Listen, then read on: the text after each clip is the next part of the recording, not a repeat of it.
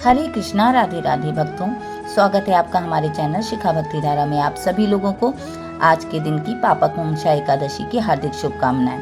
शुक्रवार के दिन एकादशी का व्रत रखा जाएगा। अश्विन माह के शुक्ल पक्ष की एकादशी तिथि पापाकुंशा एकादशी कहलाएगी। पापाकुंशा एकादशी पे भगवान विष्णु की विधिवत पूजा करने से पापों का नाश होता है और उदया तिथि के अनुसार 3 अक्टूबर को ही पापाकुंशा एकादशी का व्रत रख विष्णु जी का ध्यान किया जाएगा। इस साल पापाकुंशा एकादशी पे भद्रा का भी साया मंडरा रहा है। तो आइए आज हम आपको इस वीडियो में बताते हैं कि भद्रा का साया किस समय तक है और किस प्रकार पापाकुंशा एकादशी की व्रत पूजा की जाए। भद्रा का समय सुबह 6:57 से शाम को 6:32 तक है।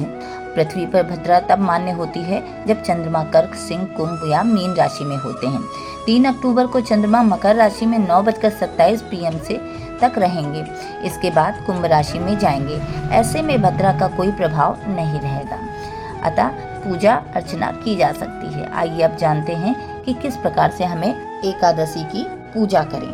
तो चलिए शुरू करते हैं। एकादश व्रत 10वीं तिथि से ही प्रारंभ हो जाता है और 10वीं तिथि पर एक समय शुद्ध व सात्विक भोजन करें जिसमें लहसुन प्याज भी नहीं होना चाहिए।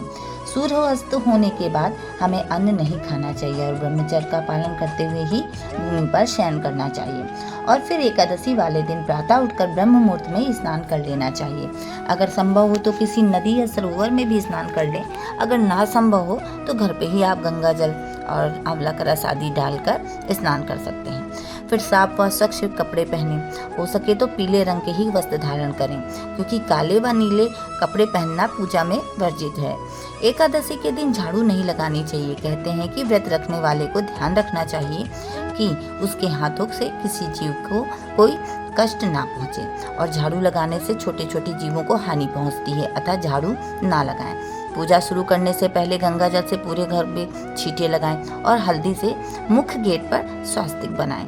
इससे घर में शुद्धता आती है। और फिर सूर्य नारायण भगवान को जल अर्पित करें और सूर्य नारायण जी से वंदना करें और उन्हें प्रणाम करें। उसके बाद मंदिर में पूजा आसन पर बैठकर सबसे पहले एकादशी व्रत का संकल्प लें। उसके बाद भगवान श्री हरि विष्णु की मूर्ति को पंचामृत से अभिषेक करें। अगर भगवान श्री हरि के विग्रह ना हो तो लड्डू गोपाल हो या शालिग्राम जी हो, जो भी हो आपके पास, उन्हें आप पंचामृत से स्नान कराएं। भगवान को तो पीताम्बरधारी होते हैं और उन्हें पीताम्बरधारी कहते भी हैं, इसलिए उन्हें पीले कपड़े ही धारण कराएं। उसके बाद सुंदर सा श्रृंगार करें, उनका सुगंधित चंदन लगाएं और उसके बाद भगवान श्री हरि के आगे घी का शुद्ध दीपक प्रज्वलित करें। फिर उसके बाद दीपक की भी विधिवत पूजा अर्चना करें। दीपक पर जल चढ़ाएं, पुष्प अर्पित करें और अक्षत का प्रयोग आज ना करें, क्योंकि कहते हैं कि एकादशी पे चावल का प्रयोग नहीं करना चाहिए। इसलिए आज के दिन आप सफ़ेद तिल अक्षत के रूप में प्रयोग कर सकते हैं। उसके बाद सुगंधित धूप अर्पित करें। उसके बाद हमें आज पापाकुंशा एकादशी की व्रत कथा का श्रवण अवश्य करना चाहिए। कहते हैं इस कथा के श्रवण मात्र से ही सभी पापों का नाश हो जाता है और श्री हरि विष्णु के वैकुंठ की प्राप्ति होती है। तो आप लोगों को कथा का श्रवण अवश्य करना चाहिए।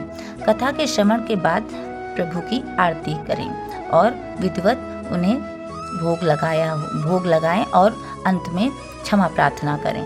भोग जो भी लगाया हो उसका वितरण करें। उसके बाद आप इसी प्रकार सारा दिन श्री हरि की भजन कीर्तन करें, रात्रि जागरण करें और अगले दिन बताए गए समय पर पारण करें। इस प्रकार से करने से एकादशी का व्रत पूर्ण होगा और आप पर श्री हरि विष्णु की कृपा बनी रहेगी। इस प्रकार से आप पूजा अर्चना कर सकते हैं। भगवान की कृपा आप सभी लोगों पर इसी प्रकार बनी रहे, इसी कामना के साथ अब वीडियो को विराम देते हैं। आप लोगों को वीडियो में दी गई जानकारी अच्छी लगी हो, वीडियो पसंद आया हो तो प्लीज़ लाइक करें, शेयर करें व सब्सक्राइब करें। राधे राधे।